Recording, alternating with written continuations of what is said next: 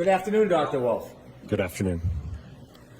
When you testified in direct, you shared with the jury some of the work that ARCCA does. Do you remember that? Yes. And you had mentioned a couple interesting things, that there had been some work with the Department of Defense. Correct, yes. The work with the Department of Defense, was that during your time or before you got there?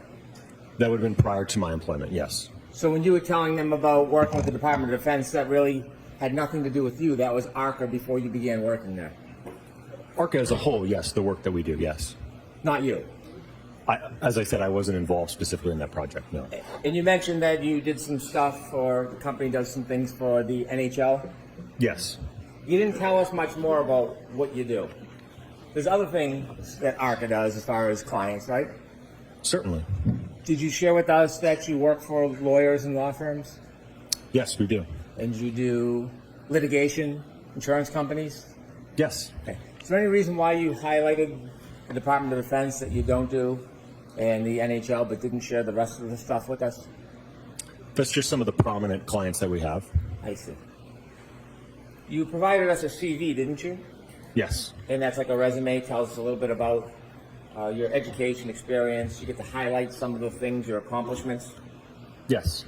You shared with us you've been the Director of Accident Reconstruction at this company, ARCCA, since 2017. No, not since I started. You started with ARCCA in 2017. Correct, yes. When did you become the Director of Accident Reconstruction? I think that would have been in January of 2024, so about a year and a half. About a year and a half ago? Yes. And you received your certification from ARCCA. Yes. Did you pass the test on both parts first time? I don't recall if it, I think it was I had to retake, I think, the practical section in the afternoon. Well, you would recall something like that, wouldn't you? Did you pass both parts on the first try? Like I said, I think it was the second part I had to retake. Well, this is a pretty important test, isn't it? Not really. It's your certification. It is, but much of the concepts that are covered in it are very elementary. Well, not so elementary. You had a hard time with part of it, didn't you? Well, with respect to the portion that I had to retake, it's a practical exam where you have to reconstruct an accident. You have to determine approach angles, departure angles, and it can be very sensitive to those inputs. And unfortunately, if you mess up one of your first angles and you carry out that calculation, then the whole problem is graded wrong, even if you did all of the math correct. So we understand the multiple choice question part, that's the easier part, correct? I don't know if it's easier, but there is a multiple choice part. There's a more practical part where you actually have to go out in the field and do assessments, kind of like the things that you did today. You don't go out into the field, no. And, when did you first take that second part that you didn't pass? I don't recall. You don't remember when you took it? No, I don't. Suffice to say you took it again. Correct. And ultimately you passed both sections of that test? Yes. In your CV, you list your schooling and you list your degrees, don't you? Yes. You mentioned some of the things that you focused on in your academic experience, don't you? Yes.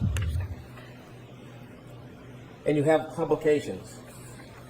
Correct. Recently, you did a publication regarding vehicle control history on Toyotas. Correct. Vehicle control history is data that is stored in a vehicle, Yes. and Toyota owns Lexus, correct? Correct. So you have familiarity with vehicle control history. In fact, you have a publication on it. Yes. In your entire resume, you only mention pedestrian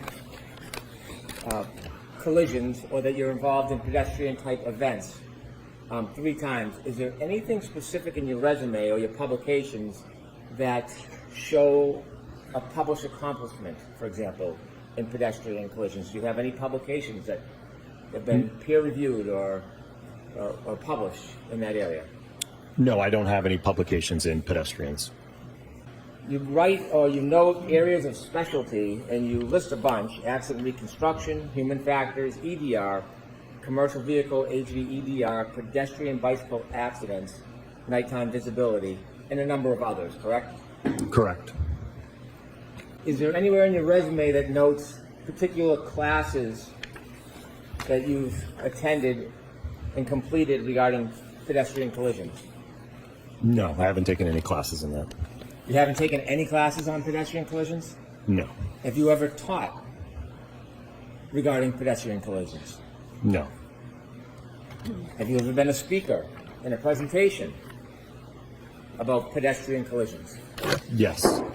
Okay. Is that listed in your resume? I don't list lectures or presentations, no. You were asked questions about your involvement in this case. Yes? Yes. And you had shared with us that you, at the beginning, were working for a separate party or a third party, you said? Yes, another agency. Another agency. And at some point, you came into court and testified last year. Yes.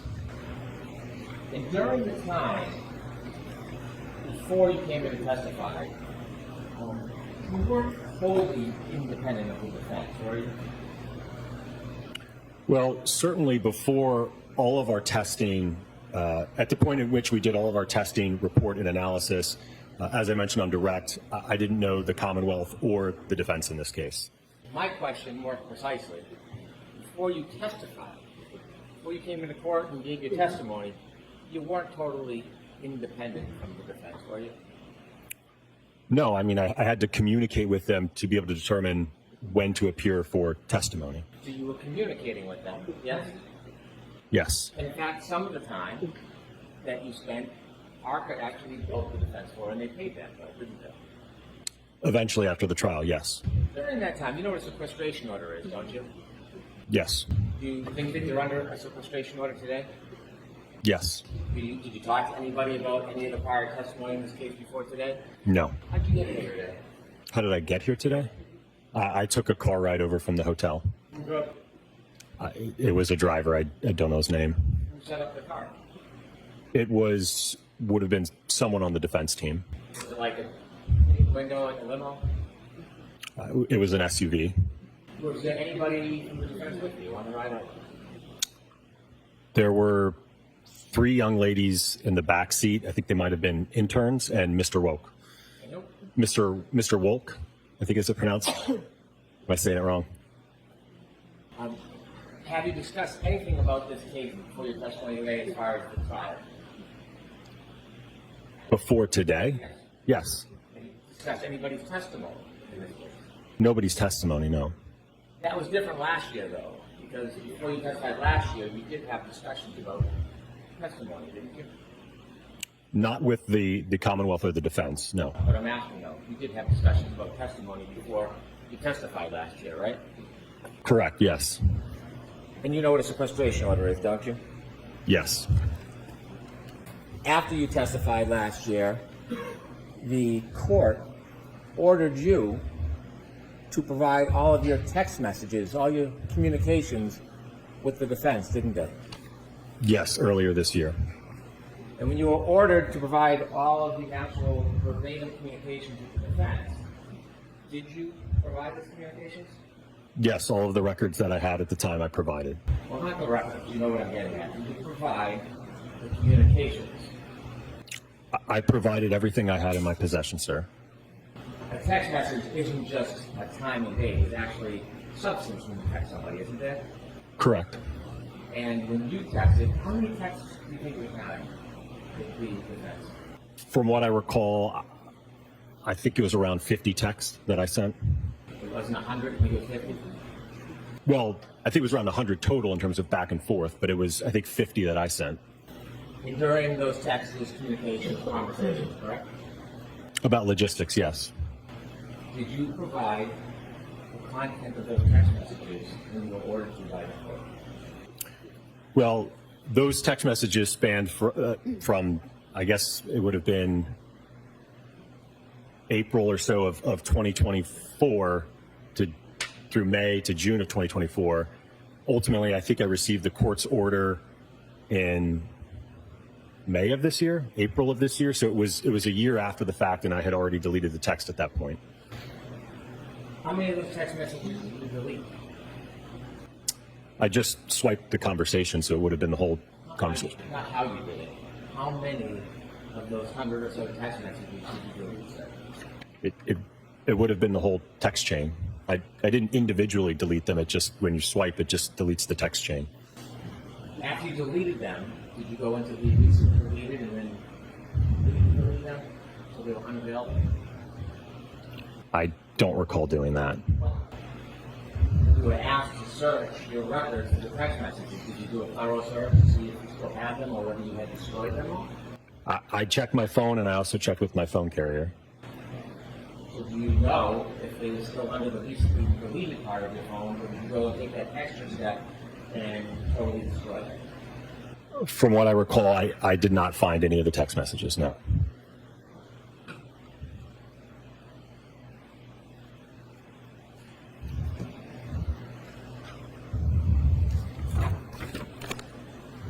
Is there any reason why you deleted all of your text communications with the defense? Well, it's something that I routinely do. I work with attorneys and clients all the time, whether it's appearing for trial or inspections, and I don't have a habit of keeping a text chain that talks about logistics and things. It's just I routinely delete them after that communication is over with, and certainly after the prior proceeding, once it had concluded, there was no reason for me to preserve those. And so, at some point, you switched from text messages to another form of communication, didn't you? Yes, earlier this year. Tell us a little bit about this new form of communication, not text messages.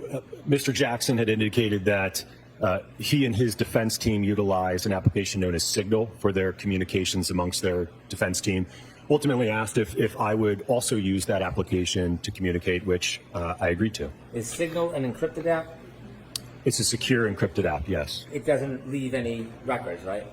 I don't believe so, no. Well, you have it. You're using it. Do you have any records from your Signal use? I'm going to allow that.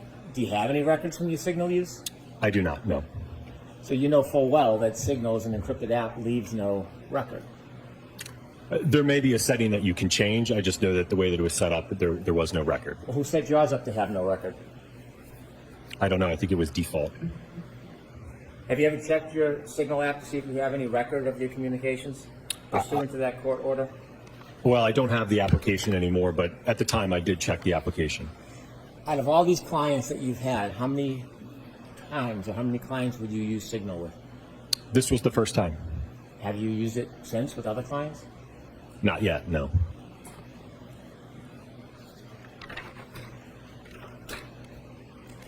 Before you testified last time, at the last proceeding, or should I say when you testified at the last proceeding, kind of like today, you attempted to portray yourself as totally independent, didn't you? Sustain enough. When you testified at the prior proceeding, did you attempt to portray yourself as totally independent? Yes. The truth is, before you testified, you were communicating with the defense and attempting the best you could to assist their cause, weren't you? I wouldn't characterize it that way. So before you testified, you wrote out questions that you thought could help, that you should be asked when you testified, correct? So something I routinely do before testifying is prepare an outline of topics and questions that would best help be able to get out my opinions and the analysis I undertook, ultimately so that you all have an understanding of what I did. So I'm asking you a question. You gave the explanation, but you're skipping over the answer to my question. So I'll ask you again. Before you testified, did you write out a list of questions that you wanted to be asked? Yes. And when you listed out the questions, you also listed out the answers, didn't you? A general response. It wouldn't be verbatim to that. I didn't say verbatim, but you list out the answers to each and every one of the questions that you were prepared. Yes. So for every question, there's an answer that you provided so that you could follow a script, so to speak, yes? I wouldn't characterize it as a script. one of the questions asks, so not being able to inspect vehicles is something that's not uncommon in your line of work? And your answer, absolutely not. Remember writing that out? Yes. And you put a footnote, a comment. And you said, not sure if you want to put this somewhere in the direct examination. I have a feeling they are going to argue I didn't personally inspect the vehicles. I had enough information from the material I reviewed, so it wasn't necessary. If you need to show the jury, it doesn't matter in this case. Did you write that? Yes. When you're talking about they, I have a feeling they are going to argue I didn't personally inspect the vehicle. Who's they? That'd be the Commonwealth. And so when you were writing out these questions as is your routine with the answers, is this the mark of independence to you? Well, I think, again, whether the Commonwealth asked me that question or the defense asked me that question, my response would be the same. It wouldn't change depending on who called me to testify. There are a number of cases, by the time I get involved, the evidence is gone from the roadway, the vehicle is gone. So it's certainly not necessary to inspect a vehicle. And I wanted the jury to have an understanding that because I didn't physically inspect the vehicle, it didn't affect my analysis in the case. So you think that showed independence? Yes. Then you also had another question. Would it be fair to say that because you do a lot of nighttime visibility work, the cases frequently involve pedestrians? Remember that? Yes. And you said, yes, unfortunately, there is a direct correlation between time of day and pedestrian fatalities. Is that true? Correct, yes. And do they happen more often in the day or at night? More often at night, yes. Statistically speaking, by the way, this case involves night, doesn't it? Correct. Statistically speaking, most of pedestrian fatalities occur during the evening and night hours. So my specialty in the area of lighting and human factors results in a lot of my cases involving pedestrians.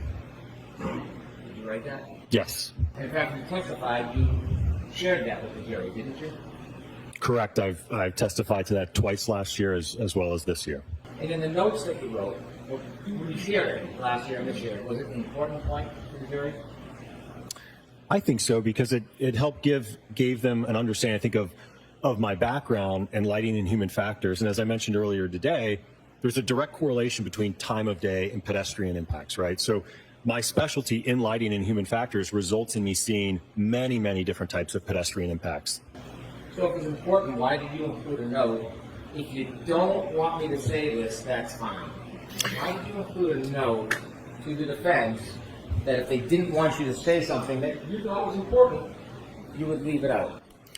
Well, I think because I didn't want to confuse the jury about a statistic that just because we have inclement weather and dark lighting conditions, it doesn't automatically equal a pedestrian impact, right? We have to look at the evidence and the damage to the vehicle and the injuries to determine whether or not a collision occurred, not the visibility. So you weren't trying to mislead the jury, you were trying to help them because they wouldn't understand something that you were trying to explain? Is that the way you're phrasing this? I think at the end of the day it was to help them understand my background, how it relates to seeing a lot of pedestrian impacts. Something is important to help the jury get to the truth. Why would you want to leave it out? Well, I didn't leave it out. No, but you offered to. You would have if requested. Why did you invite, why did you invite somebody else to interject in your independence and guide you to lead something else? Why would you even provide that invitation for that? Again, it's because I didn't want them to get hung up on a statistic that just because we have more pedestrian impacts at night and in bad weather, that this alleged incident happened at night under bad weather, to give it more weight, to weight the evidence more because of that statistic. You done? Yes. If you make a mistake in court under oath, would you take the affirmative step on your own and correct that mistake? I'll allow it. I would do my best to do that, yes. Well, when you say do your best, would you do that if you became aware of it? I'm gonna allow it. Yes. Before you testified in a proceeding last year, there was a hearing that you testified in front of Her Honor and other people that were here, correct? Correct. I wasn't here. No. You were. Yes. And you testified about your experience, didn't you? Correct, When you were yes. sharing your experience with the court, it was important for the court to have an accurate understanding of what your experience was because it was being evaluated in that hearing, wasn't it? Correct. When you testified to the court, you testified that you had been qualified as an expert to testify over 20 times, didn't you? I don't have the transcript. I believe I said approximately 20 times. The reality is you hadn't. You've only testified and been qualified 11 times. Correct. I misunderstood the question. I thought it also encompassed deposition, so I added those two and approximated at 20. And at some point when you realized you had made a mistake in your testimony to the court, you had a chance to come back when you testified last year and fix it and clarify the record, didn't you? Correct, which is why I provided a comment with the specific breakdown for clarification. And you came back and testified under oath the second time. On the record, under oath, did you clarify and fix the mistaken testimony that you had provided this day earlier? I don't recall being asked the question. No. It wasn't what you were being asked. The question is, did you take the affirmative step to fix the misstatements under oath that you made? Objection. Sure. After your first testimony, you appreciated that you made a statement under oath that was wrong, didn't you? Yes. In fact, you made a note. I realized in my testimony I said about 20 times, when you asked how many times I've been qualified, I misinterpreted the question, which was my fault, but in looking at my D&T list, it's 11 trials, 7 depositions, 18 testimonies total. Not sure if you want to clear it up or just leave it. Correct. Yes, sir. Did you just leave it? I'm not responsible for asking the question, sir.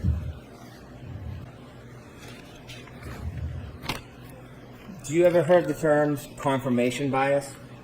Yes. Do you know what confirmation bias is generally? Generally, yes.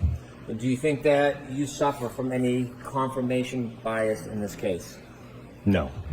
Do you have any close family that supports one side over the other? Not the facts of the data, but one side over the other. Close family? Yes. Not that I'm aware of, no. Wife? My wife? Yes. I don't really know what her thoughts are on the case. May I approach? Yes. You look at that document. Have you seen that before? No, I have not. Never seen it. No.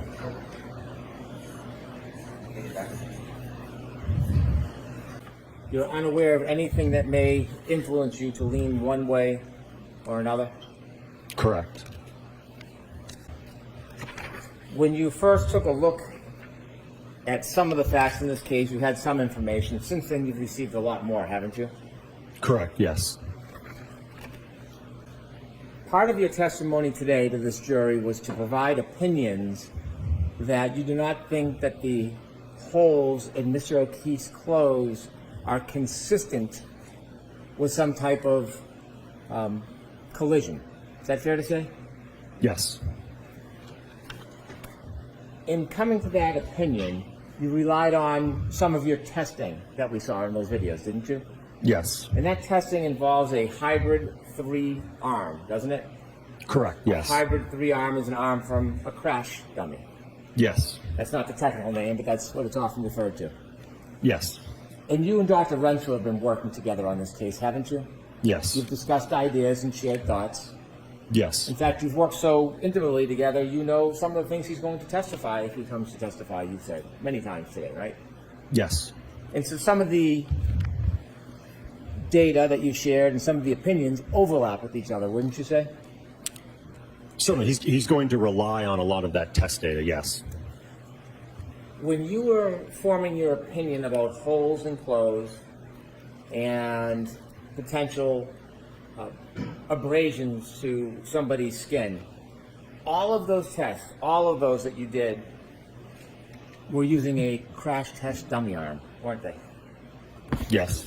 In your report, you cite, or Dr. Retrial cites, 3 different sources regarding testing clothing and skin, correct? I'm not sure.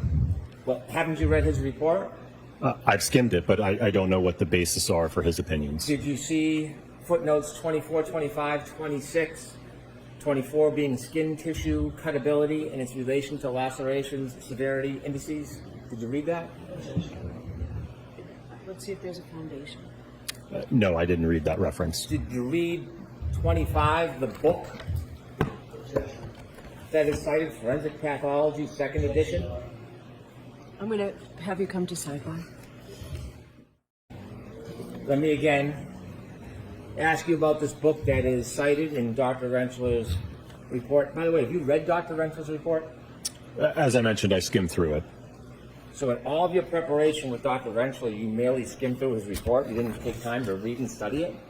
Well, none of my opinions are based on work that he did. He's undertaking a completely separate aspect in the analysis. But that's not the question. The question I asked you was, did you, in working closely with him, take the time to study his report? As I mentioned, I skimmed it. I didn't read through, as you mentioned, all the references or what he cited. I didn't do that. Did you read his report? I did read the report, yes, but I didn't in depth go through each reference and look at what he was citing. So you read his report?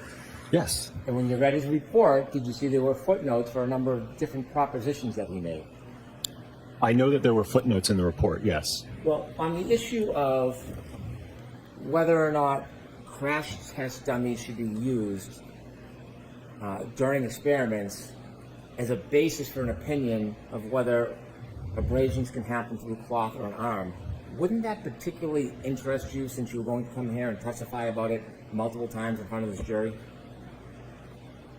I'm not sure I understand your question. You knew you were going to come in here and suggest to the jury that you thought that these tests were inconsistent with causing any type of holes in clothing similar to Mr. O'Keefe's or abrasions on his arm. You knew that was going to be part of your opinion today, yes? Yes, yes. As part of forming a valid opinion that people can rely upon, wouldn't you want to do as much study as possible on the background for that opinion before you give it to a jury? I suppose, yes. Well, you suppose. Don't you think if you come in here as an expert, the jury is relying on your background and education?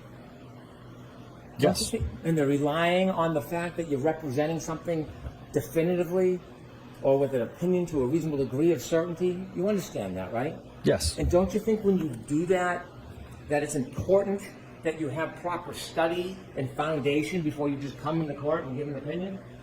Well, I will note that the ATD crash dummy is a generally accepted test device to use for not only assessing occupant forces in motor vehicle crashes, but also to assess impact forces. So that the use of that device is certainly generally accepted. When you get uncomfortable with your question, you generally plan to answer a different question. Sustain, Mr. Brennan, next question. Strike that, Jules. Let me ask you again. Don't you think, as an expert, it's important when you come in and you're going to present an opinion based on science or engineering or whatever you want to do, that you study the basis for that opinion before you give it? Yes.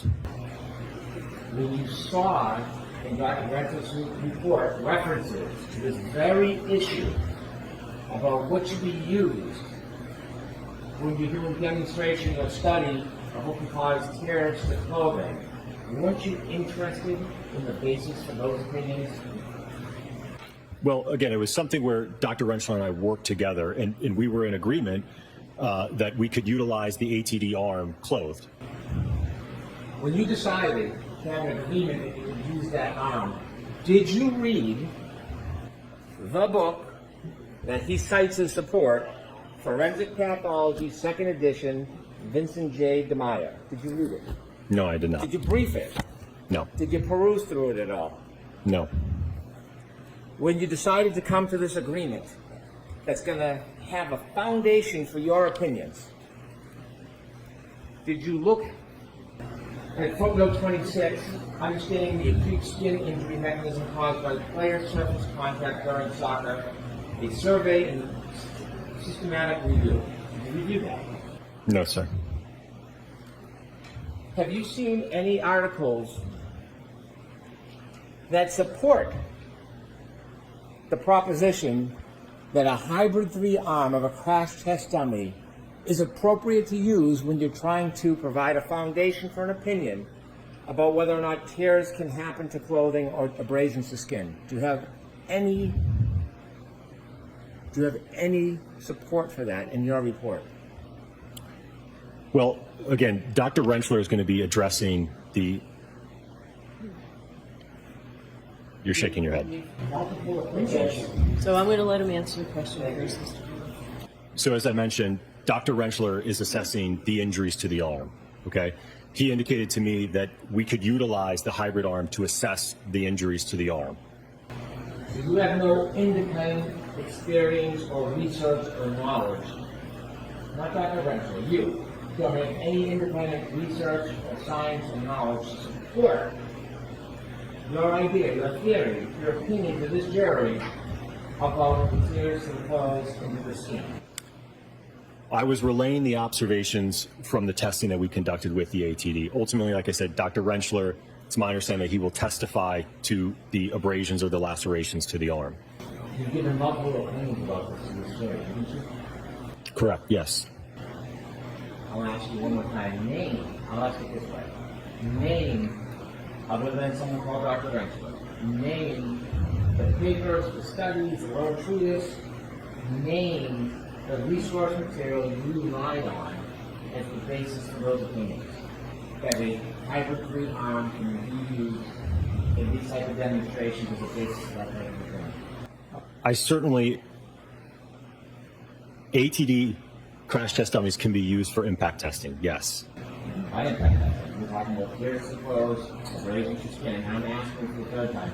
Name one journal, one paper, one study that supports your proposition that you're relying on for the basis of your opinion in front of this jury today. Name one.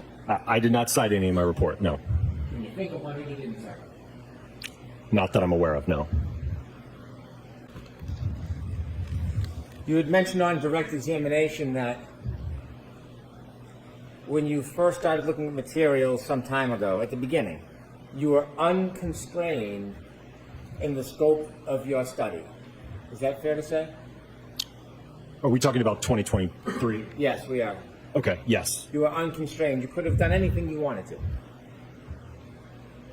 I don't know about anything. When you said unconstrained, what did that mean? Well, the agency that retained us didn't ask us to do specific work per se or specific tests. You didn't do any type of crash test at that time, did you? Not like was demonstrated today, no. Instead, you started a working theory that perhaps a glass was thrown at the rear taillight of the defendant's car? Yes. Did someone suggest to you that was a theory? No. It's just something that you and Dr. Rentschler thought up together? Based on the evidence that we had, yes. When you thought up that as a potential theory, that's why you built the potato cannon? The pressurized cannon, yes. Pressurized cannon. And you shot a glass at the rear taillight, yes? Yes. You determined that at 37 miles per hour there'd be similar damage? Yes. And then you came into court last year, didn't you? Yes. And you provided that opinion of consistency to the jury, didn't you? Yes. You got up and you said that something to the effect that that speed is consistent with the damage? Yes. Now, when you gave that theory last year to the jury, did you know about other evidence in this case? For example, if a glass was thrown at the back of a car, how would the bottom of the glass bounce off the car and land near Mr. O'Keefe's body? Ask it differently. Did you consider, when you came in last year and opined, gave your theory about a glass being thrown at the taillight is consistent with the damage, did you think about how, if a glass was thrown at the rear taillight, the bottom would have bounced off the vehicle, wherever it was, and landed near Mr. O'Keefe's body? I'm aware that it was found near his body, yes. And knowing that it was found near his body, you knew his body was about 7 or 8 feet off the road, didn't you? Yes. Knowing the bottom of the glass, the broken glass was found near his body 7 to 8 feet off the road, Did you consider if somebody flew a glass and broke that taillight, cross mine out of the bottom of the glass, bounce with him to a body impact? No, I did not analyze that part of it. If a glass was thrown and bounced off that car, did you consider how its sleeper would be left in the car? No, I did not evaluate that. If glass was thrown at the car and broke the taillight, did you consider how the debris field would end up on the lawn? Well, it's my understanding, I think that there were plows that came through that night, so I don't know that where the debris field was eventually found, if that's where it would have been at some point earlier. Did you ever talk to Lieutenant O'Hara and anybody from the state police to see if the plows went all the way to the side of the yard or were just down the middle? Looking down the road? No, I did not. So did you give any careful consideration to if the glass was thrown and hit the back of that taillight, how there would be a debris field on the front lawn of somebody's truck? I don't think that was a part of our scope. It was more or less to determine whether or not, if the taillight was impacted by a projectile like a glass, could you get generally consistent damage to that taillight? That was the objective of the test.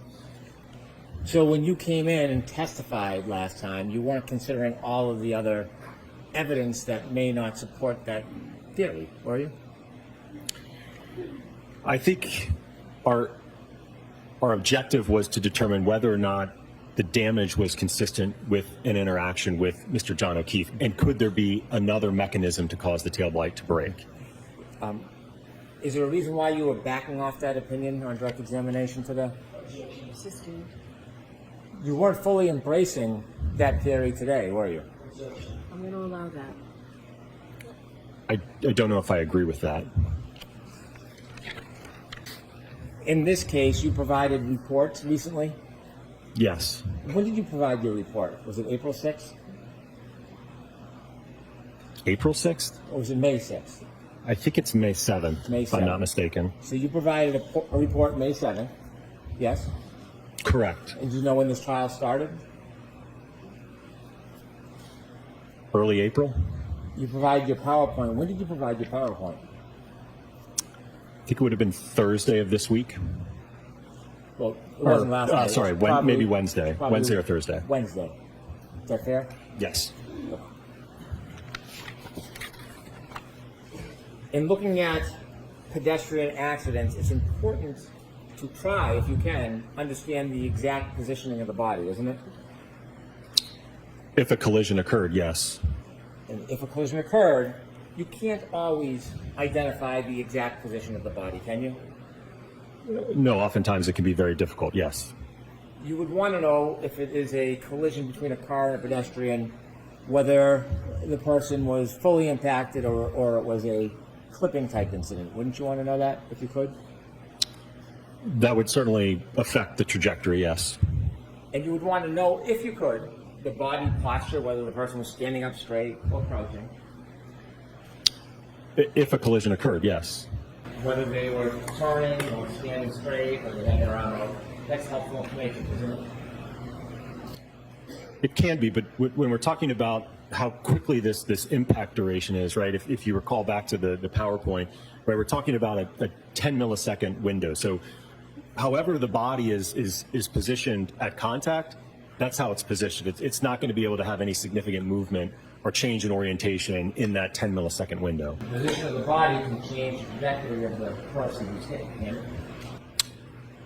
Sorry, can you repeat the question? Positioning of the body, the way they're positioned, that can change the trajectory if you're hit after they're hit. It can, yes. Whether they're moving towards the vehicle or away from it could affect the trajectory, couldn't it? If they have some relative velocity, yeah. Trying to determine the point of impact when you're looking at a scene, it's important when you do trajectory studies to know where the point of impact is, isn't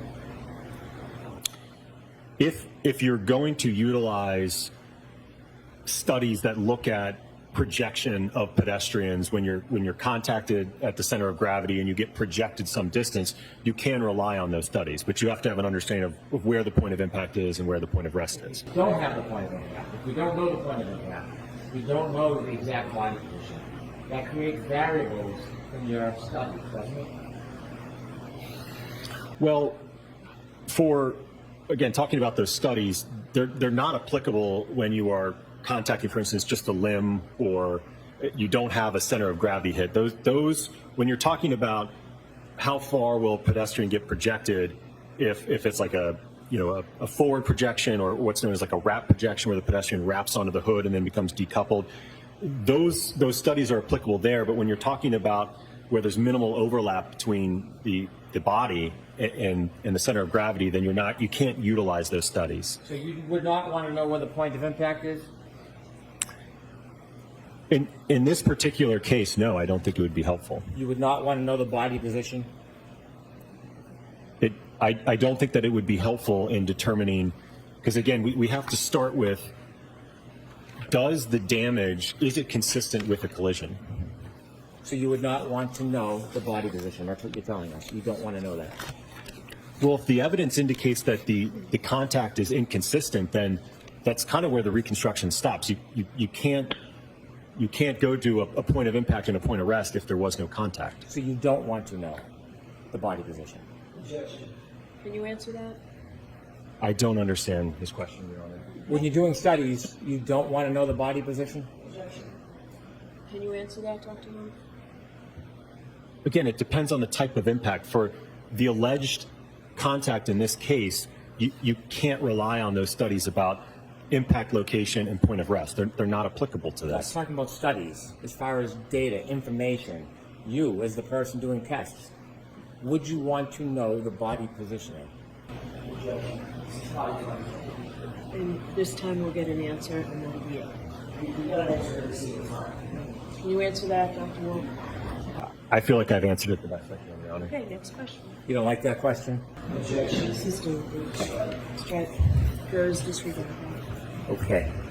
When you were doing these video demonstrations, was it important to be as accurate as possible? Yes. Data changes if information changes, right? I'm not sure I understand your That's question. a tough question. You want to be precise as you can in ultimately having a conclusion regarding data, don't you? Yes. Could I have PowerPoint page 12, please? Now look at force on the bottom. The first letter F signifies force, correct? Correct. And the last two letters, MA, signifies mass, yes? Correct. That's a very important part of that equation, isn't it? Yes. If you change the mass, it can change the whole analysis, can't it? I'm not sure I understand your question. Let me make it more simple. When you did these tests, you chose a arm from a hybrid 3 crash dummy, didn't you? Yes. You can take that down, Ms. Gilmer. Now, when you made that choice, you knew that John O'Keefe's arm, based on the statistics and his weight of being 216 pounds, you knew that his arm weight would be 11.8 pounds, didn't you? Yes. And you knew that he was 6'1" tall. Yes. When you decided to choose an arm, in this case, you didn't choose the arm closest to his weight, did you? It was representative enough, yes. It was representative enough. It was close enough, yes, sir. Close enough. Wouldn't you want to get an arm most closely related to his actual weight? I don't know that you can have custom-made ATDs. You probably can't custom make them, but they have one that's 12 pounds. You know that, don't you? Are you referring to the 95th percentile? Yes, I am. Yes. So there's a 12-pound arm. Mr. O'Keefe's is 11.86, according to the statistics. You know that, right? Yes. You looked it up. Yes. You didn't tell us that on direct, though, did you? I don't believe I was asked that. No. Instead of choosing the 12-pound arm, which is 0.12 difference, you chose a much lesser weight, didn't you? It was about 10 pounds, yes. No, it wasn't about 10 pounds. It was less than 10 pounds. Let's be exact. You're a scientist. Let's be as precise as possible when we're talking about data. It was less than 10 pounds, wasn't it? I think according to the spec sheet, I think it's 9.4 pounds total. How about 9.38? You keep coming up a little bit. 9.38 pounds. Sustain in that point. May I approach? Yes. showing you a photograph. Is that a photograph of your materials in this case? Yes. And in that photograph, it shows the arm that you used in your studies, doesn't it? Correct. And it shows that that arm weighs 9.38 pounds, doesn't it? Yes. And that is less than the 11.86 pounds of Mr. O'Keefe's arm, yes? Correct. Yes. You didn't put that photograph in your PowerPoint to make it clear to everybody you were using an arm that was a much lesser weight, were you? No, I didn't put that photograph. Like you do this together, please? Okay. Any objection, Mr. Jackson? Of course, Commissioner, like you say, We're going to submit it, let court reporter mark it. 217. Yes, now you can put it. This is the arm that you used in all of your videos, right? Correct. Yes. And you can see, could you zoom in, Ms. Gilman, on the weight? 9.38 pounds. Yes. There's a bigger difference between 9.38 and 11.86 than there is 12 and 11.86, isn't there? Correct. Yes. So when you do the math, and have you done the math before on this? When you do the math, it's 26% difference, isn't it? In terms of more force. No, of mass, weight, 26% difference, Okay. right? I'm going to trust you. Yeah. Well, do you have a calculator? I do. Can you do it? Sure. Okay. And before you do that, you took this from Mr. O'Keefe's 6'1". You used a crash test dummy that, what is the height on it? Well, the ATD, I believe, is 5'7". The Rescue Randy, I think, is 6 feet tall. We'll talk about the Rescue Randy later. We have questions about Randy. But let's talk about this. 5'9". You said 5'7". It's actually 5'9". Sorry, 5'9", yes. 5'9". And it's 170 pounds? 171, I believe. Mr. O'Keefe's not 170 pounds. No, not his whole He body. wasn't 5'9". Correct. Okay. So when you do the math and you take the 9.38 pounds based on the 171 pound doll, and you look at the percentage, doesn't it come out to 5.48% total body weight? Yes. Okay. And so the difference, when you look at it, it's a 26.3% difference from his actual weight, isn't it? Correct, yes. And so I'm probably at the 6th grade level on this, but isn't it very basic that the more something weighs, the slower something has to go to have damage? And if something weighs less, the other part that collides with the force has to go faster? The force is going to be greater if the mass is greater. So if you throw a 5-pound rock into a window, you can throw it slower to cause the same damage as another 2-pound rock. I don't know if I agree with that analogy. You agree that based on the 26% difference, in order to actually be accurate, to be specific, to be scientific, you then have to adjust the speeds that you presented on the demonstrations, and you have to reduce the speed by 26%. I don't agree with that.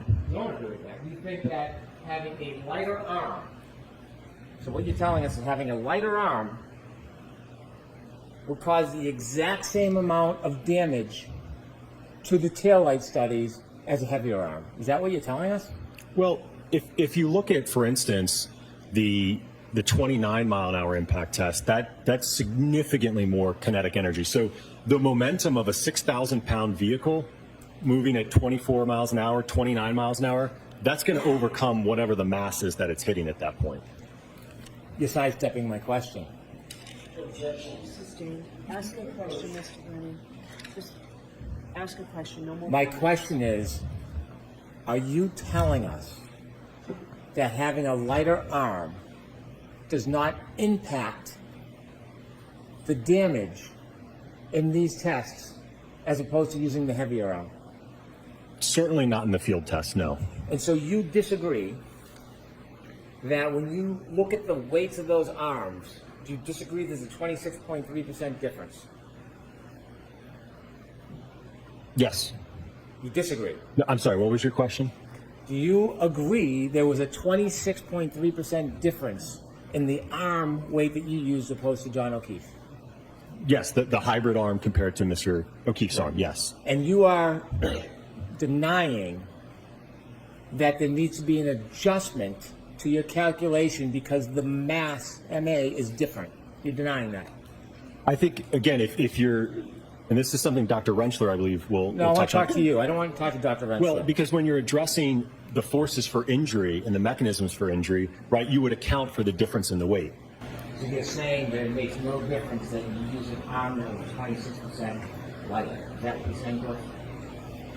No, I don't think it would have made a significant difference, especially if you look at, for instance, if you're looking at the 95th percentile hand and the 50th percentile hand, they both weigh 1.25 pounds. They're the exact same weight. There's about a pound more roughly in the forearm and a pound more distributed in the upper arm.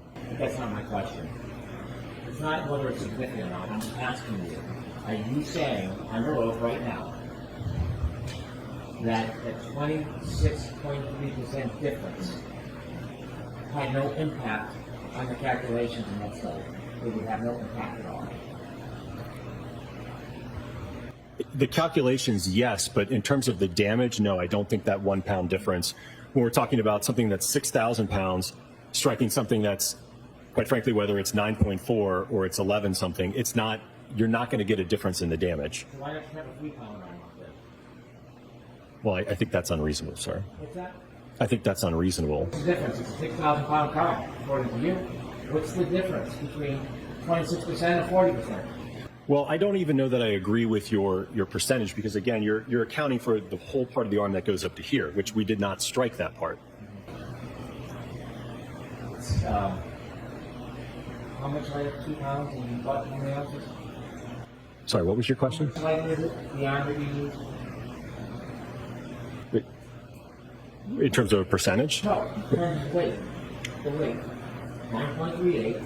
Right. And Mr. O'Keefe, 11.86, right? About 2.48. And you're saying that makes no difference? None. Not in the observed damage at those speeds, no. Why didn't you use a 5 pound arm, sir? I'm sorry, what was your question? Why didn't you use a 5 pound arm? Again, I don't know that they make a 5 pound ATD arm. You didn't tell us when you did these studies, you didn't disclose in your PowerPoint that you used an arm that was much lighter than Mr. O'Keefe's arm, did you? I don't know that it was, I didn't give the weight in the presentation, no. Let's take a look at some of your testing. The first one was at 10 miles per hour, test A. You remember that test, right? Yes. Now, 10 miles per hour, if you had taken 26% off, would you agree it would change the actual speed from 10 miles per hour to 7.67 miles per hour? If you did out the math, if you did it specifically, accurately, precisely, would you agree, using the wrong arm, you make the deductions and the calculations, that 10 mile per hour test would actually be 7.67 miles per hour? Would you agree with that? I would allow that. No, because again, the arm is going to get accelerated up to that speed. So that the speed would still, that mass would still be accelerated up to 10 miles per hour. Same thing in the vehicle testing. It's going to be, given that weight difference, it's going to be accelerated up to that speed. Now, can we see the video of test A, please? Now, this is your study, 10 miles per hour, you claim, with a arm that is 9.38 pounds, correct? Correct. Mr. O'Keefe, 11.86 pounds, yes? Yes. Yes. Okay. Now, this light on the end of this, you're trying to replicate the light on the back of a Lexus? Correct. If a Lexus at 6,000 pounds hits a person, the Lexus isn't stopping automatically, is it? No, it would move at a common velocity with the arm. It would continue to push forward through the arm, yes? It may, yes. And the arm can push into the light before the body turns, yes?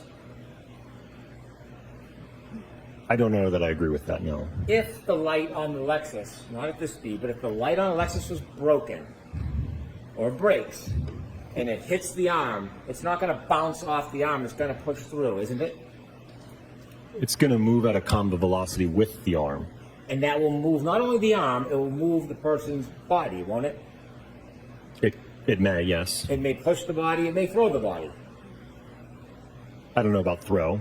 And the light, if broken, will continue to press against the arm until there's separation. Isn't that fair to say? It could, in some instances, again, it could bounce. It could, because it's not always the same. It's a dynamic process, isn't it? It is dynamic, You yes. could do the test many times and get very different results, couldn't you? I don't know that I agree with that. Would you get the same result every time? I think you would certainly get similar results. Every time. If you had the exact same impact location and speeds, yes. Well, that's my point. What if the impact location moved a little bit? Could it change? Well, is Dr. Welcher changing? I don't know if, again, I was relying on what he provided This in is his not report. Dr. Welcher. I'm asking you. No, it's not. Okay, so jurors disregard that exchange between counsel. Next question. If the body position change, you may get a different result. Isn't that fair to say? I was going after what Dr. Welcher had represented in his report analysis. So we did testing to analyze his orientation that he had demonstrated in his report. You don't like that question either? Assistant. If the body position changed, it could change the result. True? I don't know what you mean by body position. Do you mean the whole body, the arm? What part of the body? Okay, let's start with the arm. If the arm position changes, it could change the result, couldn't it? Well, I'm not aware of any other orientation that Dr. Welcher provided in his analysis report as to alternative orientations. If the arm position changed, could it change the result? Yes, I mean, I presume if you don't have your arm on the taillight, then yes, you'll probably get a different result. What if it's bent in a different way? Could that change the result? Again, I haven't reviewed anything that indicates that there was a different orientation that Dr. Welcher suggested. You're a scientist, right? You can think. I'm asking you. Just a general question. Over here. If you bend the arm, could it change the result? It could. Thank you. Okay. When a pedestrian is struck, they are not held stationary on a harness, are they? No. In this case, the crash test dummy is on a harness, Yes, he's supported. strapped Yes. by its hips or pelvis. Yes. That's not real life. That's not how a pedestrian is usually when they're hit, right? They're not strapped to a harness, are they?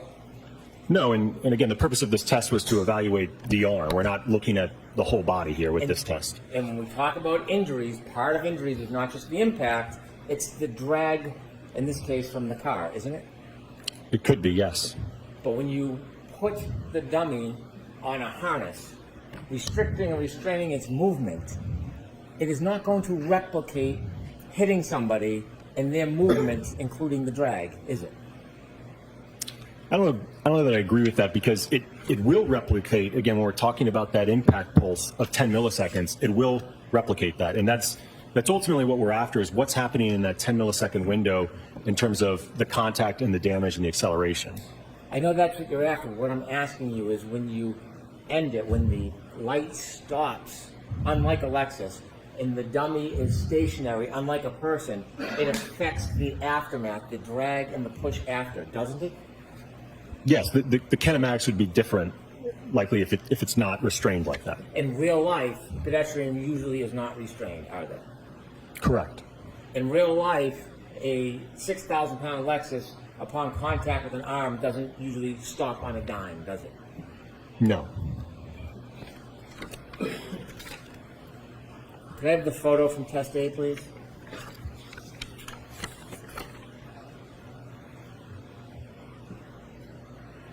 And so there is no break, but there is a crack in this light that was a result of this experiment where this light hits that restrained dummy, yes? Yes. And this is at 10 miles per hour in your world and 7.67 if you take off the 26% weight. Stand just to that point. We can move to test B, please. Now this test B, a similar test, it has the same limitations, doesn't it? This dummy is restrained at the pelvis. Yes. Could you show the video, please? There's two videos. We can see the first one.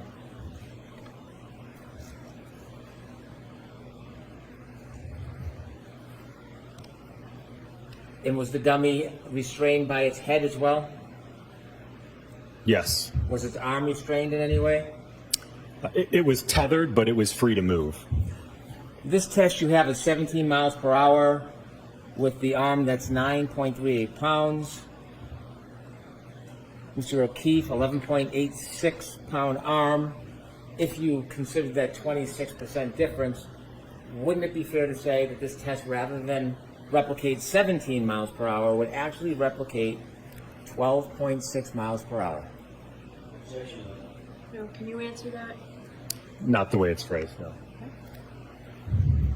And so looking at this test, test B, which you say is 17 miles per hour, can you do a calculation for the 26% difference, or is that something that you don't think is fair?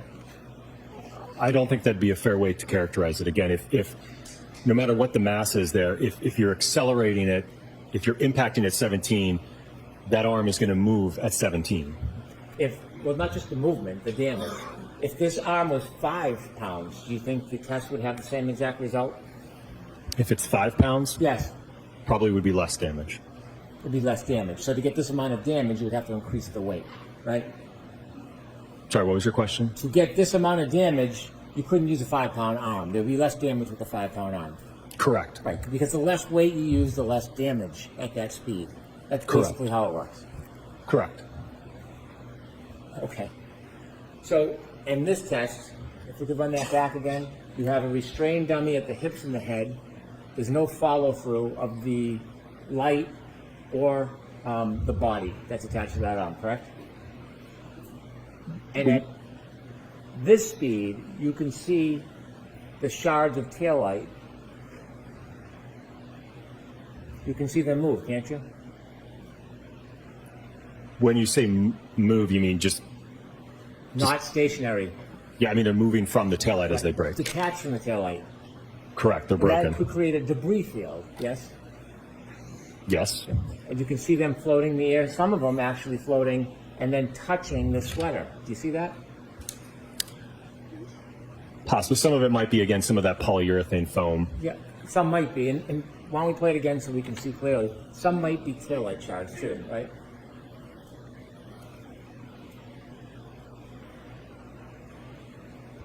That black object spinning, that's not poly foam, is it? No, it would not be. That'd be taillight shard, right? Correct. And so, even at this speed, you can see in this type of collision, there is significant, bless you, significant amount of taillight shards that are broken from the taillight and spewing into the air, yes? Well, I think on the one of the slides I had, I think I showed the fragments that were left, and from what I recall, I think there was 4 pieces from the taillight, from the lens. If you could put that back a little so Dr. Wolfe can see it again, to the point of the collision.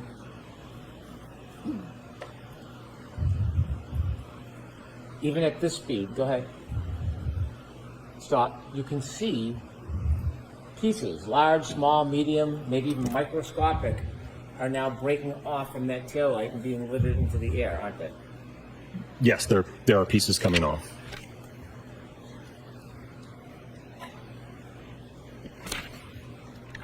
If we can go to test C, please. Now, in test C, you actually use only an arm. Isn't that fair to say? Correct. You don't use a body or a crash test dummy. No. You don't, in fact, this is not the 12-pound arm either. This is the 9.38-pound arm. Correct. And when you do this test, you have the arms basically just an object suspended in the air, isn't it? Yes. And you said, I think on direct examination, I think you said that this is the same as if it was on the dummy. Is that your testimony? Well, in terms of, again, the amount of weight that would be interacting with the taillight, whether it's attached to the dummy or not, what's in direct contact is going to be the same. Well, the fact that it's just floating up in the sky like that, it's very different than if it was attached to a person or a dummy, isn't it? In terms of how it moves immediately after the impact, yes. Not just how it moves, as far as the impact. Isn't it different? I don't know that I agree with that. Okay. Well, wouldn't you say that in addition to the arm, if you had another 200 plus pounds being held down by gravity, that would affect the force that's acting on the arm? Well, the arm, again, is going to be accelerated, but the center of mass of the body is not going to see that acceleration. You testified before in this case about the importance of the full body and gravity. I'm sorry, what was your question? Have you testified before in this case about the effect of gravity and the full force of a body as opposed to just an arm? Yes. Okay. And do you remember whether you thought it important on a previous time you testified that there was significance to the arm would be attached to a 200 plus pound body and there was the issue of gravity that would affect force? From what I recall, I think that had to deal with whether or not the pedestrian would be projected based upon an interaction with the arm or a full-on center of gravity hit, right? When we're only hitting the arm, we're not hitting the CG of the body. You did test B, and you claimed it was at 17 miles per hour, test B. Correct. And we saw the damage. This is at 15 miles per hour, test C. Could you play this, please?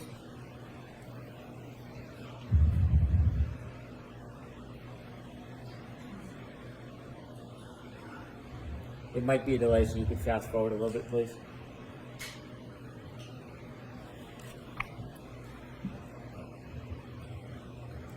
How many times do you think that arm spun around? I don't know. That's not what would happen to a person who got hit. Their arm wouldn't spin through their body like that, would it? Correct. Their It would arm not. wouldn't spin that many times. No. There'd be the pull of their body weight, yes? I'm sorry, what was your There'd be question? the pull of their body weight, The body weight, yeah, would affect the movement afterwards, yes. gravity, yes? Yes. Yes. And so there's a reason why you do this test at 15 miles per hour. Is there a photo related to this, to the damage to the taillight? There is a reason why at 15 miles per hour the damage is much different than the other test at 17 miles per hour, isn't there?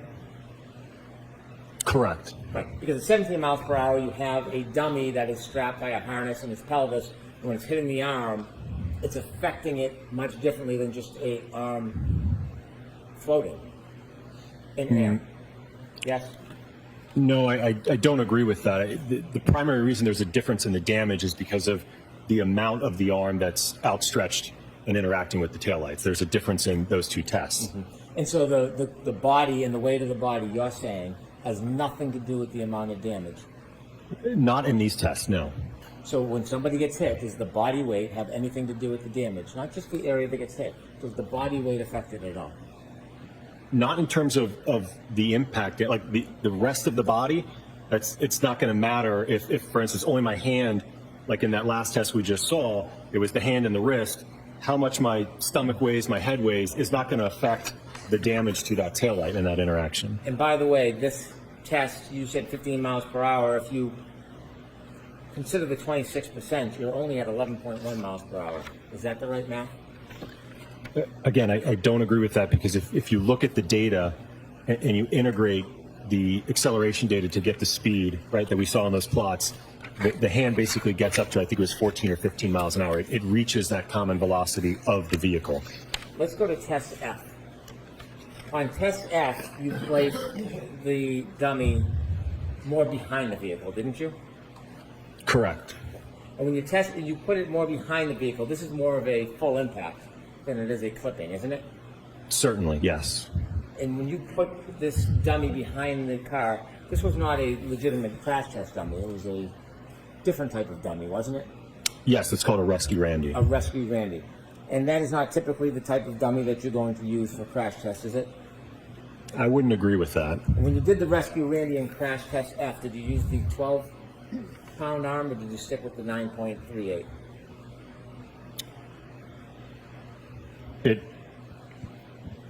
The hybrid arm wasn't attached to the Rescue Randy. And The hybrid arm was not.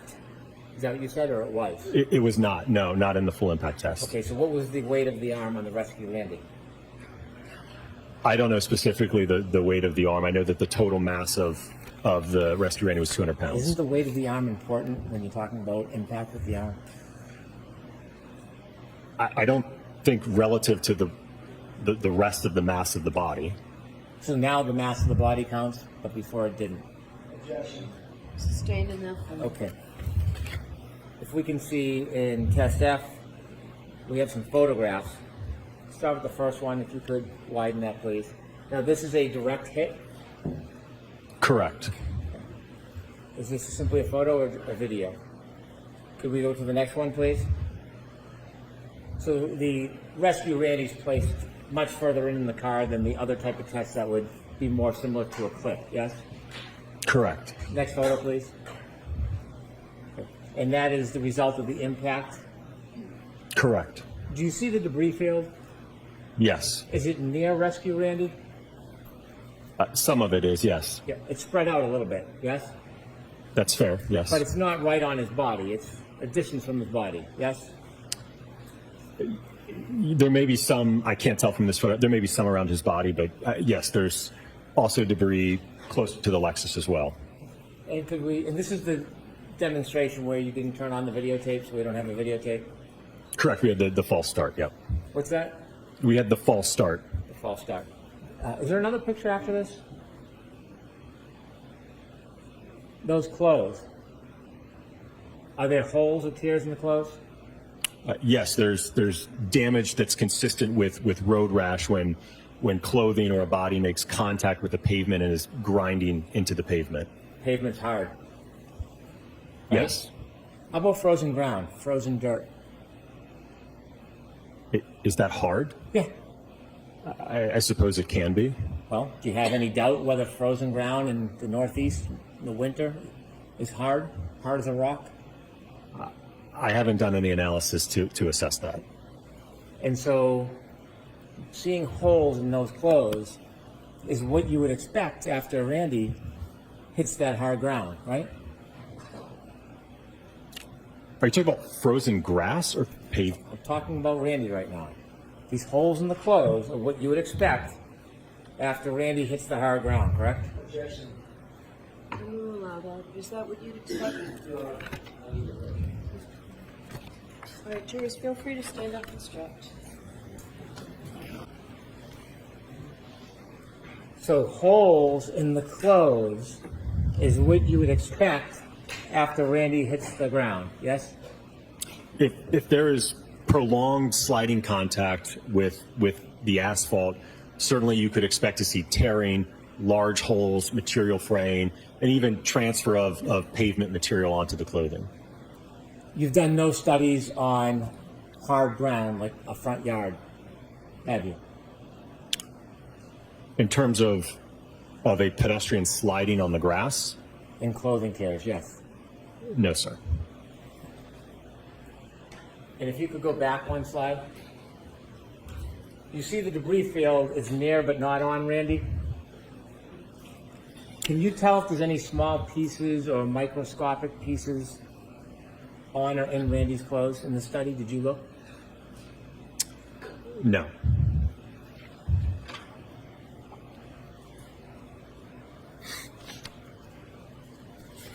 If I could go to test E, please.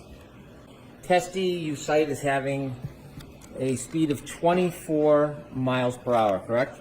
Correct. And that's with a arm that is 9.38 pounds. Yes? Correct. And to remind you, Mr. O'Keefe's arm would be about 11.86 pounds. Yes? Correct.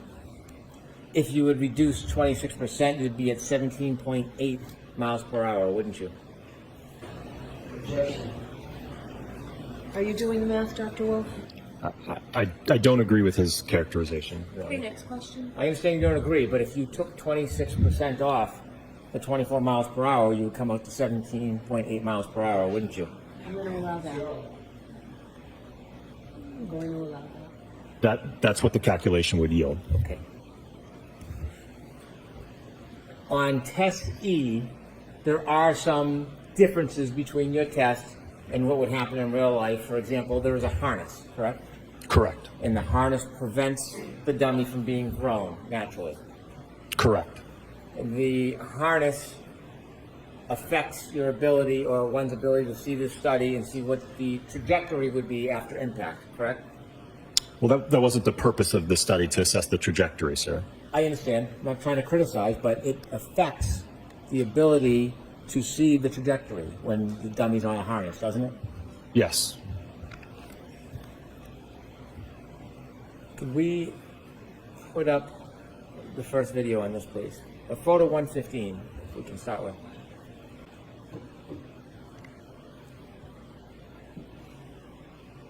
You can stop it right there.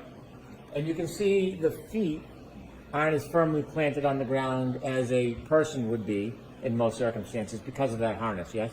Correct. And that affects gravity, doesn't it? Affects gravity? Well, when the car hits, the gravity, the weight of the dummy is less because it's held up by a harness, isn't it? Right. So gravity really, again, is suspended at this point, just above the ground. The arm that's extended, is there a glass in that hand? No, there's not more weight in the hand. So there's no object in the hand in any of these tests?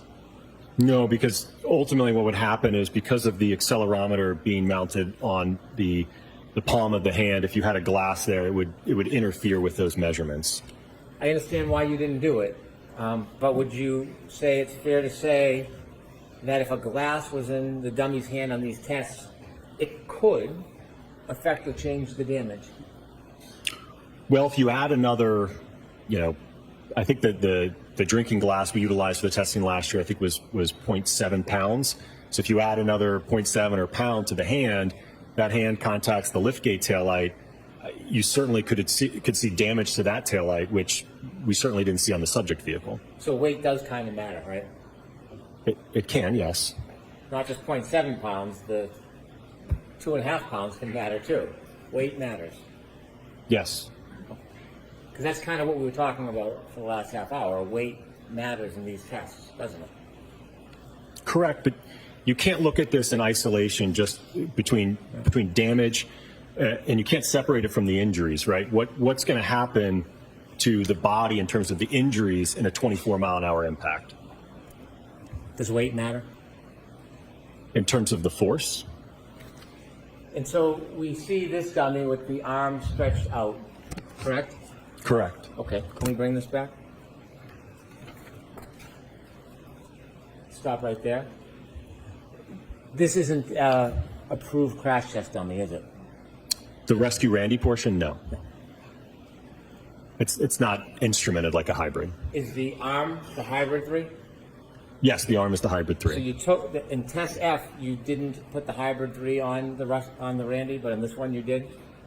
No, because you risk these AT devices can range from $100,000 to $150,000, and you run the risk of destroying that equipment in a test like that. So in test F, did you put the hybrid on the Randy, or did you keep Randy's original arm It's just the Rescue Randy in the last test. on F? Correct. This one, you have the hybrid arm on Randy. Correct. So you're switching up between tests what pieces you're using, aren't you? I would say adding, but Well, adding and subtracting doesn't have two arms. There's one off, one on. One's Randy and one's hybrid. So you're switching. yes. Different result. I'm not sure I understand your question. Okay. Are you trying to say a different result between test F and this test? Because they're not the same test. Oh, I understand. I understand. If we can have this come back a little bit more. Okay, and let it run.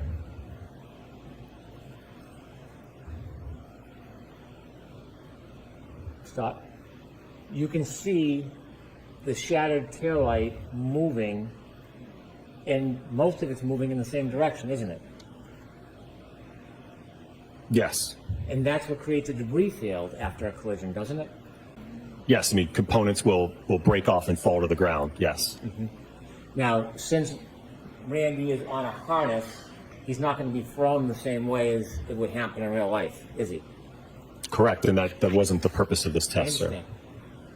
When you chose 24 miles per hour without the 26% deduction, which would make it 17.8 miles per hour, when you chose 24 miles per hour, it's because you had looked at the text stream data that had been taken from the defendant's Lexus, right? Correct. And when you looked at that data, you understood that during that event, 10 seconds of data is captured, yes? Yes. But that doesn't define the whole event, does it? That only encompasses what was recorded. And you said you chose 24 miles per hour because that was about the speed at the end of that 10 seconds.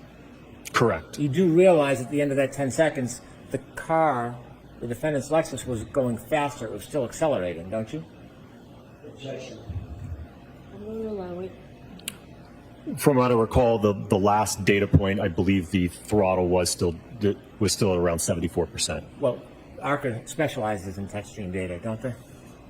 Yes. Okay. So you are looking at that, you would agree that at the end of the 10 seconds, the defendant's Lexus was increasing in speed. Well, we don't know, again, beyond that data point what the data is. At the end of that 10 seconds, the car was going up, not down, in speed, yes? Correct. And you can't tell how much longer that car traveled for after that 10 seconds, can you? Correct. We don't know. So when you chose the 24 miles per hour, it was just based on a data point. It wasn't based on you believing that there was an impact at a certain speed, was it? No, and the triggering event itself is it's not a collision by definition, and nowhere in that data can you parse out whether or not any contact even occurred. We know that. Okay. The point is, you can't tell how fast the vehicle was going if it was in a collision from that data, can you? Sorry, can you repeat the question? If that vehicle was in a collision, you wouldn't be able to tell from that data what the speed was at the time of the collision. If contact allegedly occurred at some point in that data set, no, you would not be able to pick a row in that data and say, this is where the collision occurred. Or after that data set, you would have no idea. Outside of the data? Yes. No. Okay. And so when you look at this experiment that you did, if you were to add, you said 24 miles per hour, but that's not considering the 26%. If you were to add 7 more miles per hour to this collision, would you expect more damage to that right taillight? Potentially, yes, but you're certainly getting into the realm of injury at that point. I'm not asking about that. I'm asking you a simple question about damage. If you were to add 7 miles per hour onto this test here, would you expect more damage to that right rear taillight? Yes. Okay, can you finish the video?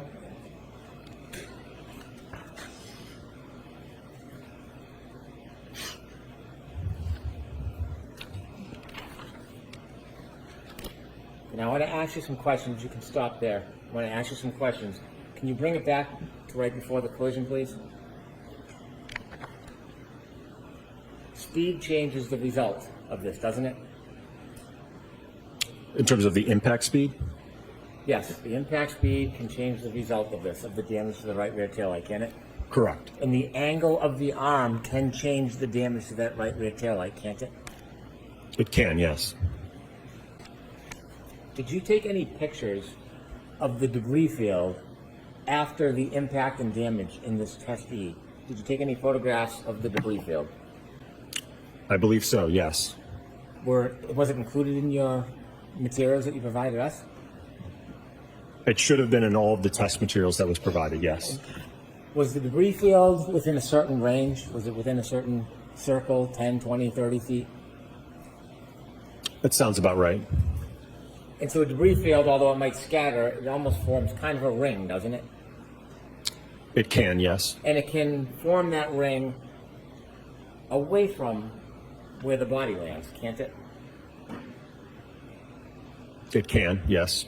And in this test, which you say is 24 miles per hour, without the reduction to 17.8 miles per hour, in this test, upon impact, there is a number of pieces of taillight that shatter, isn't there? Yes. Did you count how many?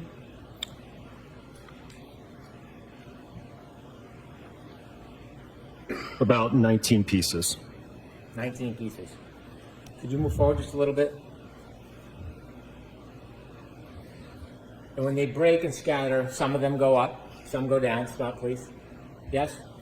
Correct, yes. Some of them come in contact with Randy's arm. Yes? Correct. Now, Randy being on a harness, it's not like real life when the Lexus goes by, could continue to push him with it, right? He can't go with the car or the Lexus because he's on a harness. Yes? Correct. He's not going to move from that position. If you can move forward, do you see Randy's feet? Yes. See the right foot? Yes. It's twisting, right? Correct. Turning. Stop. Could you show the photo of the sneaker, please? When you were reaching your conclusions that you offered to the jury today, did you consider this photograph? No. Did you know that this sneaker was up against the curb in the area? Yes. And you didn't consider this at all? Wasn't a part of my analysis. Okay. You can go back to the video. You see the spin and rotation on the foot? Yes. Can you keep going? And the turn of the sneaker? Yes. Okay. I want you to go back, Ms. Gilman, please, to the point of impact. In your studies, you would agree there can be a clip of a pedestrian that causes significant damage to a taillight where the pedestrian incurs no lower body injuries whatsoever. That can happen, can it? Well, I don't know that I would describe this as a clip to the arm. This is a full-on impact to the arm, so it's not a clip. Again, you saw at the 15 miles per hour. I think that's more analogous to a clip or a side swipe where the arm just kind of gets brushed out of the way. This, I would say, is a full-on impact to the arm. Okay. To use your words, in a full-on impact like this, a pedestrian could be involved in a full-on impact causing that amount of damage to the taillight that's reflected in this video, but suffer no lower body injuries. Isn't that fair to say? I don't address injuries, sir. Well, let's play it forward. Do we ever see Randy's knees hit the car? Hips? Ribs?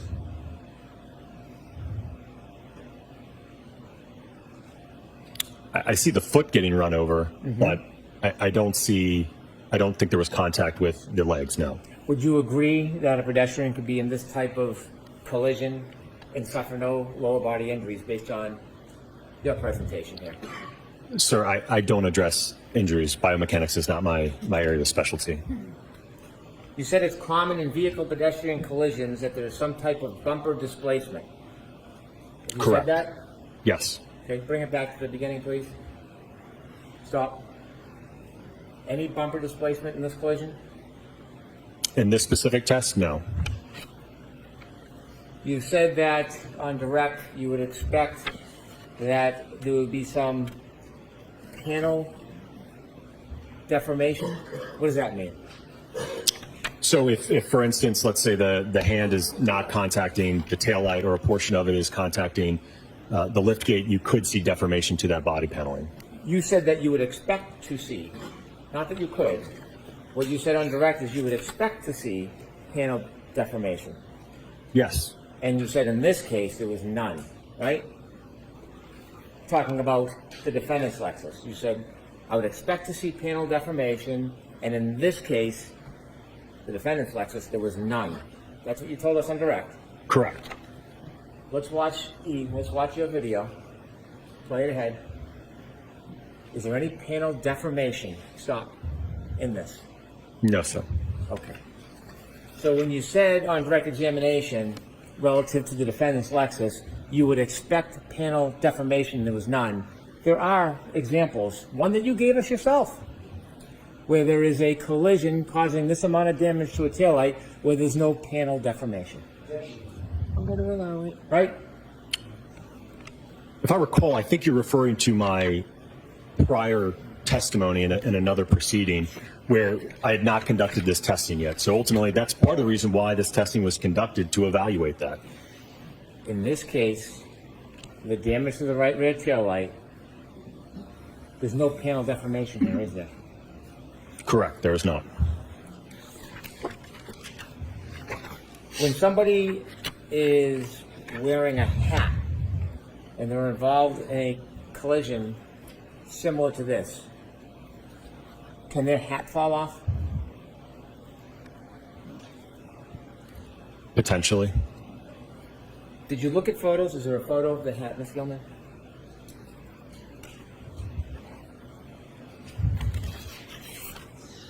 Before you came to your opinions and conclusions, did you look at this photo and see a hat on the grass? I did review this, yes. And did you give any consideration when you did your tests to whether the hat would come off, Randy, or any crash test dummy when you hit it at that speed? No, that wasn't a part of my evaluation. Could I have photo 77, please?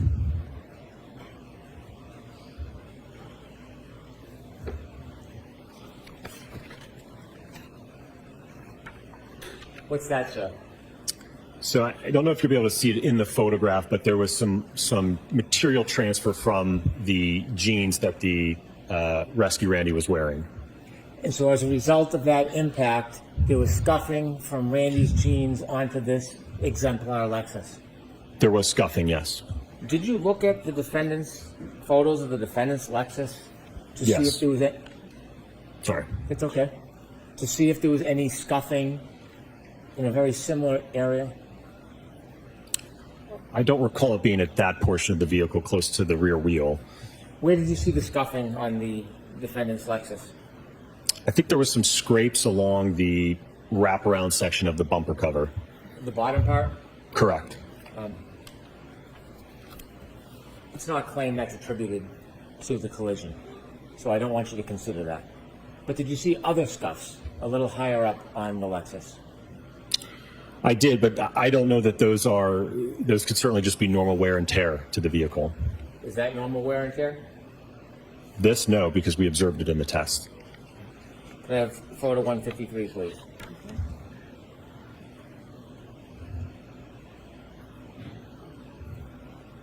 Now, this is a photo without the hatch back up. This is just the lighting fixture, right? Correct. And could you close up in on that? And you would agree if you went 7 miles per hour faster, it would cause more damage for that, wouldn't it? Yes.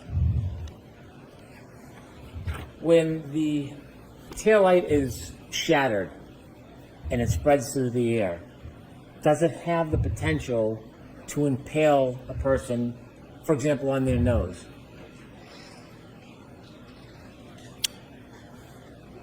I'm sorry, can you repeat the question? In your test, you saw that upon collision, there was a scattering of taillight that broke from the fixture, correct? Correct. Would those shards, as they float or fly through the air, would they have the ability to impale a person on their face or even their nose? I think that would be unlikely.